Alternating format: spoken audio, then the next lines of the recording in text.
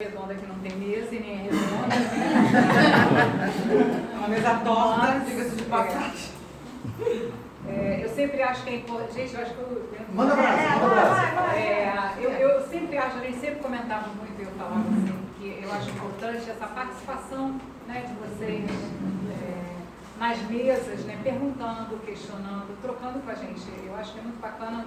Porque senão fazia, né, aquele modelinho do século XIX, todo mundo chega aqui, fala, faz palestra, né?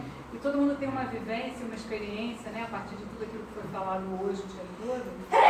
Então, eu acho bacana quando a gente faz essas trocas, né? E o momento da mesa é exatamente esse, né? Da mesa redonda, né, sem mesa. É exatamente esse que vocês podem falar e a gente pode trocar e a gente pode...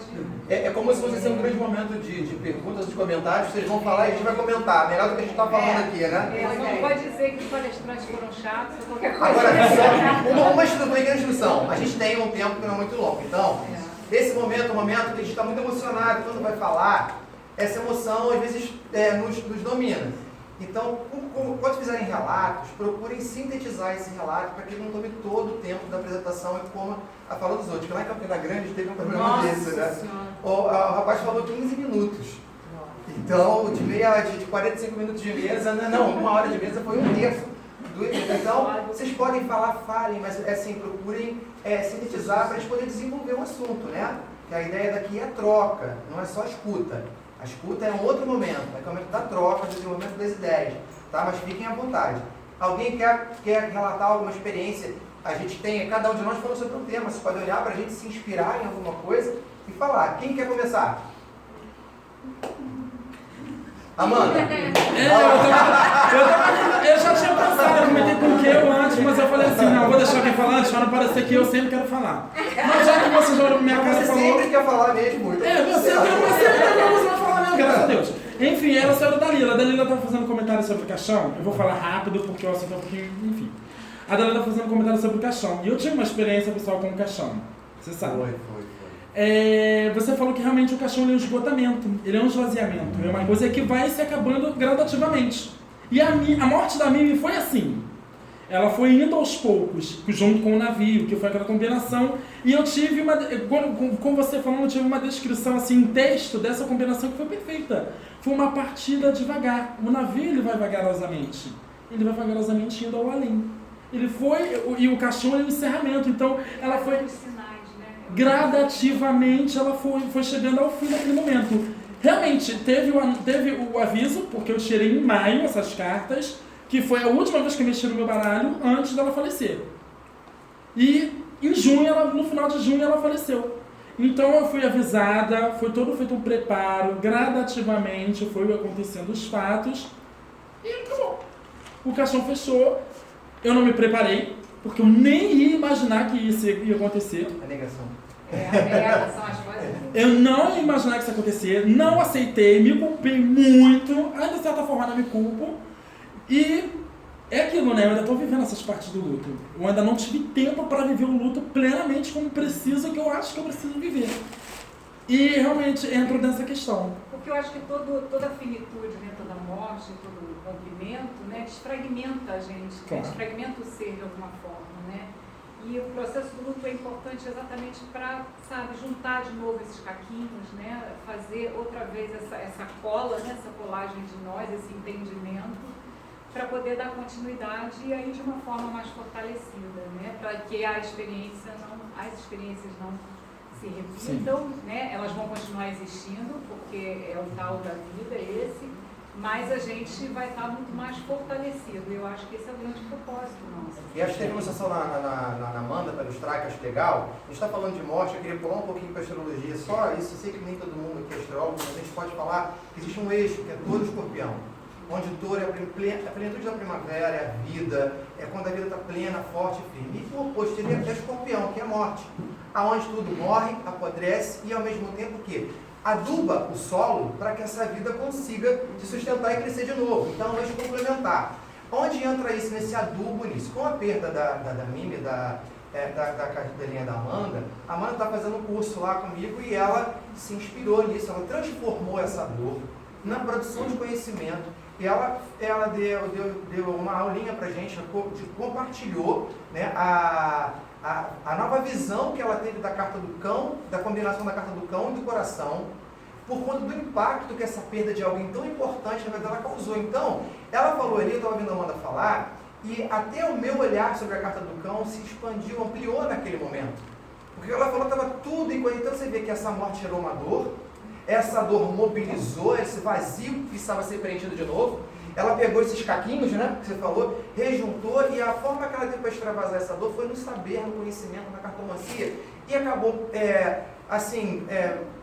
prestigiando a gente com uma aula maravilhosa sobre a combinação do cão e do coração. A gente tem que fazer um vídeo sobre isso. Desculpa. Já fez? Não, ainda não. Eu tô em dívida. O que é isso? Então, eu acho que a gente teve esse processo completo, né? Da dor, da perda e da produtividade depois da perda, né? Houve, assim, algo que acabou sendo compartilhado com todos. Aquele vazio, ele acabou gerando algo que foi compartilhado com muita gente, que vai agora para o YouTube e vai ser compartilhado com muita gente. Então, olha os processos ainda. Mas ela teve que viver a perda e a dor. Para saber que eu vivi uma combinação. Eu posso falar, eu vivi 24 e você falou, anos. eu não sabia que eu amava tanto ela. Eu fui descobrir quando houve a retirada, né? Obrigado, de certa forma, olha a carta do chicote aí, aquela dor que traz um aprendimento. Que é verdade, né, Tita? Conhecimento. Dói. E dói de verdade. Mas você se torna uma pessoa melhor. O chicote também fez presente pra mim, não é verdade? Não faz sentido. Sim. Eu não tinha notado. Ó, tudo se encaixando. Tem algumas objeções. Eu acho, assim, meu particularmente, né? Nem todo processo de perda tem que ser doloroso, assim, essa coisa do chicote, né? Na dor que se aprende. Eu não concordo muito com isso, não. Eu acho que a gente pode aprender no amor. Também na dor, mas não só. Aliás, eu acho que a gente aprende muito mais no amor. O processo da dor, ele vem porque a gente tem uma negação do amor. Na verdade, é a negação do amor que faz a gente sofrer tanto. Porque todo aprendizado, ele só acontece, só é estimulado e ele só traz crescimento quando ele é pelo amor. Por isso que eu fiz o exercício aqui da Na minha experiência pessoal, minha mãe morreu com câncer, né? E foi um câncer, e assim, eu tive tempo de me preparar, e eu pedi a Deus para que ela morresse. Pedia mesmo. Para evitar né? mais Porque sofrimento. ela teve anorexia. Meu pai também pedia a Deus que ele morresse. E no dia que ela morreu, eu senti um alívio, porque o sofrimento dela acabou. Isso também é amor. Sim. É amor espiritual. Libertá-la para que ela pudesse, sabe, parar de sofrer, porque foi muito sofrimento. Né? Então depende de como você encara a perda também, né? Pode ser muito dolorosa, mas eu tive quase um ano para me preparar. Eu já estava pedindo que ela, né, o telefone tocava, não, agora é notícia, agora é notícia. Eu estava realmente preparada, né? Sem dúvida. Quem ama liberta. Quer o outro livre, né? Não quer o outro sofrendo, né? Fátima, você ia comentar? É outro assunto. Sim? Bom. É sobre amor? Bom, sim, pra mim é. Faz pouco tempo que eu estou inserida nesse meio, né? Seja bem-vinda, E assim, a cada dia é uma surpresa, né? As cartas pra mim é um autoconhecimento. Às vezes eu tô lendo para outra pessoa, mas serve para mim também. Sempre. E eu quero comentar o que a Tita disse, que de colocar cada carta embaixo do travesseiro. Eu faço isso e dá muito certo. Você é macumbeira, né, Fátima? Então, assim, eu quero compartilhar que realmente é uma experiência que eu fiz e dá muito certo mesmo. Qual foi a carta que você botou embaixo do Eu coloco cada dia uma. Adoro! Para eu poder absorver mais o que ela pode estar passando, porque a carta ela é muito ampla, né? Sim. Então daí eu vou ter a minha visão sobre a carta. Então eu faço dessa maneira. E o teu amor pelo baralho cigano está aumentando também, né? Oi? Assim, com certeza. Com certeza. Eu quero agradecer cada um de vocês. A gente que agradece. Foi muito agregador. Vocês que a gente faz isso. A gente faz isso. Obrigada. Fala, Jefferson, meu queridão. Fala uma coisa. Daqui a pouco você está aqui, tá? Mas uma experiência minha que foi muito na hora que você falou ali de quanto seu amor em 3 dias 100% perdido, né? Mas você vê, né? Trouxe em minutos, né? A gente conseguiu aqui trazer de volta, tá vendo? Não, só que eu fiquei a minha vida toda me negando, e procurando alguém para me satisfazer. Eu tinha aquela ideia da princesa encantada, né? E procurei, escrevi uma história sobre isso, que eu era o personagem principal, eu encontrava alguém, e eu tinha minha visão dessa princesa. Só que passou, e depois eu encontrei ela.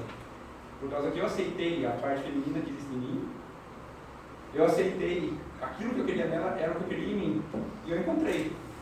Então foi depois que eu comecei a me aceitar, que eu achei o amor próprio, que tudo melhorou na minha vida em pouco tempo. Em 6 meses foi uma reviravolta de trás para frente, de baixo para cima, do avesso e mais um pouco até. É uma união, acho que foi de todas as cartas que passaram aqui, que passaram por esse processo. E a coisa mais legal, acho que eu estava comentando mais ontem, que isso me deu a bagagem suficiente todo o tempo que eu sofri, não foi à toa, me deu uma bagagem suficiente para eu poder ajudar quem está passando por isso também. Isso me deixa muito mais feliz até. E você passa isso, Jefferson. Você vai embora, a gente comenta de você, sabia? Só pelas costas falando. Não, mas a gente fala que sabe uma pessoa gostosa? Se a pessoa gostar, me dá vontade que você vai embora. Então, perto. Isso é emanar, sabe? Quando a gente se ama, a gente acaba emanando isso. E as pessoas querem ficar perto da gente também. Né? E você passa isso. Por sinal, todo mundo aqui passa que eu nunca me sinto tão acolhido num lugar assim. É um grande coração esse tudo aqui, ó. Olha, só que é cardíaco pra você. Eu posso dizer que tem uma pessoa aqui que é comprovação de que veio e não foi embora mais. É mesmo. Longe é um lugar que não existe, né? Longe pra gente não. Bem-vindo. Fale, meu rei. Fala, gente, eu queria primeiro, antes de falar o que eu tenho pra falar, agradecer. Lá em Salvador, pensando, nossa, eu vou tomar 1 litro de café pra eu ficar acordado. E assim, foi muito legal, o que cada um falou agregou valor de alguma forma, né? E durante o dia, eu fiquei me pensando assim, meu Deus, o que é o amor? Que sentimento é esse? Eu, particularmente, nunca me apaixonei perdidamente por ninguém, nunca. Nunca tive isso de perder o chão, de largar emprego, sempre me questionei. Que sentimento é esse que deve ser difícil, que eu não senti, não tenho? E aí eu comecei, né, e hoje, na sexta-feira de manhã, eu saí de Salvador, vim pra cá e mergulhando. A gente cartomante, eu não sei vocês, mas onde eu passo o olho, eu vejo o Lenormand. Ai, se eu jogasse, talvez caísse a montanha, era assim. E aí eu vim da paisagem, nunca viajei de avião, Tabaré, eu olhava pela janela toda hora, uma agonia. E quando o avião estava perto, eu contei para as meninas, eu já falei dessa história umas 5 vezes hoje. Aí quando o avião veio descendo, né, no aeroporto daqui, o clima acho que mudou, acho que aqui tá um pouco de chuva e tal, e tinha muita nuvem, muita. E o avião ficou no meio das nuvens. Aí eu olhei assim pela janela, tipo, há 1 minuto atrás eu conseguia ver tudo. E do nada tudo mudou, eu não conseguia ver. Aí na hora eu lembrei da carta da nuvem, né? Eu disse, meu Deus, quem criou essa carta, quem pensou nessa carta, viu na prática aqui no meio das nuvens não dá pra ver nada. Eu fiquei pensando, nossa, que legal. E eu não tinha essa visão do nevoeiro que a Júlia trouxe, que na hora que eu pensei... Anteriormente eu pensei, não, alguém voou, viajou, foi pro meio das nuvens, pra saber que não dá pra ver. Mas eu não pensei que tinha nevoeiro e que você podia ter um contato aqui, né? E uma coisa que me tocou mais ainda é aquela questão do julgamento, né? Quando eu vou fazer o jogo e que a cliente está desesperada, meu marido foi embora, eu quero ele de volta, você deve ter uma pombageira, eu quero. E aí, peraí, quando você vai ver... De que forma ela lida com essa situação, ou como ela tá vendo essa situação nesse momento? Pá, nuvem.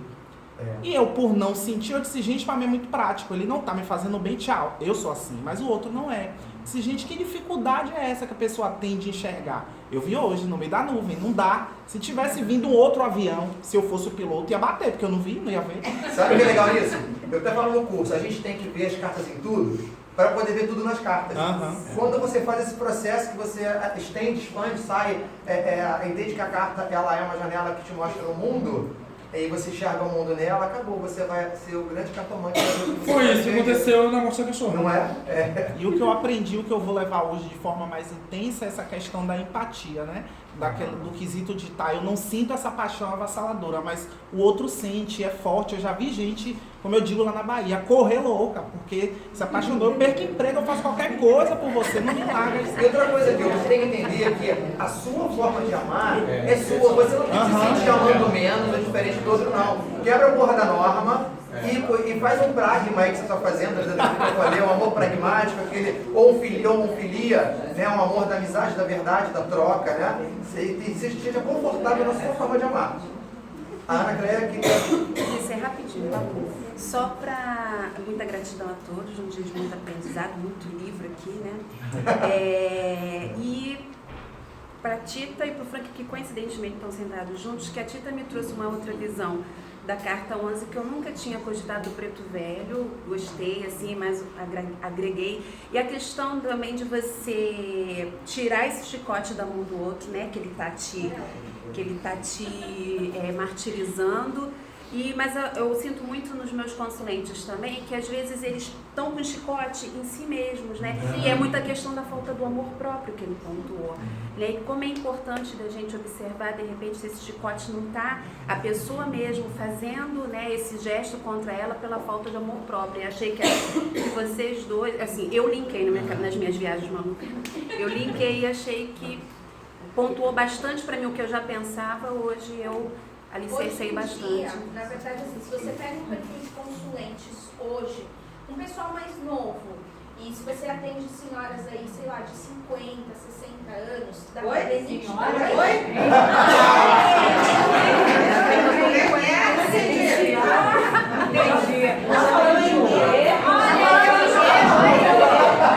E Tânia? Acabou com a minha autoestima agora. Tem que ter uma carta desse tamanho, vai dar travesseiro.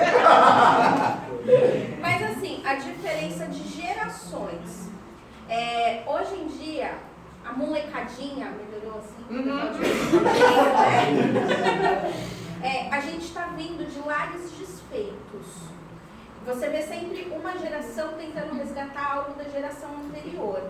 Então, uma pessoa que é casada há 30 anos, né, ela vai ter problemas de relacionamento. Uma pessoa que, de repente, é bem mais nova, você virar e falar assim, olha, eu tô com um problema com meu marido, e você é casada há 30 anos, é um tipo de problema. Eu estou com um problema com meu marido, eu estou casada há 5 anos, porque eu estou em uma geração mais nova, é outro tipo de problema. Todos têm problemas, né? São problemas de relacionamento. E as pessoas, por conta de tantos lares desfeitos, as crianças que cresceram, hoje estão com mais problemas emocionais, mais problemas de autoestima, justamente porque não tiveram a base de amor, né? De amor, de carinho, de respeito na família. E aí elas tentam resgatar isso. Poxa, meu pai e minha mãe não ficaram casados, ou então não se respeitavam. Então, olha, minha mãe foi obrigada a ficar casada porque na época dela, mulher separada era um absurdo, e eu não quero isso pra mim. Então você vai sempre uma geração tentando resolver a outra. O que eu percebo hoje nos atendimentos quando eu atendo as pessoas de 30 anos, de 20 e poucos anos, são pessoas extremamente carentes, e se você começa a puxar um pouquinho mais, você vê que a base familiar foi o que faltou. Já quando eu atendo pessoas que são mais velhas, elas têm problemas de relacionamento, mas é diferente no sentido, eu estou presa numa relação que eu não posso sair, porque a sociedade nunca permitiu que eu saísse. Só encaixando o que ela disse, já que você citou, posso também? Posso? Aí a minha leitura, tanto do chicote, eu acrescento uma outra, o chicote, mas acrescento também o urso. Por quê? Porque para mim o urso é a ação e o chicote é o que desequilibrou no mental. Porque aí você vai ter uma ação completamente desequilibrada. Então o urso pode trazer essa ação. Então para mim as duas, assim, o urso é também uma autoflagelo, mas a ação do urso traz essa autossabotagem também. Então eu sempre, quando saem as duas, é incrível como encaixa, assim, o chicote e o urso, ou o urso e o chicote. Isso me ocorreu uma coisa bem interessante também. Quem conhece constelação familiar?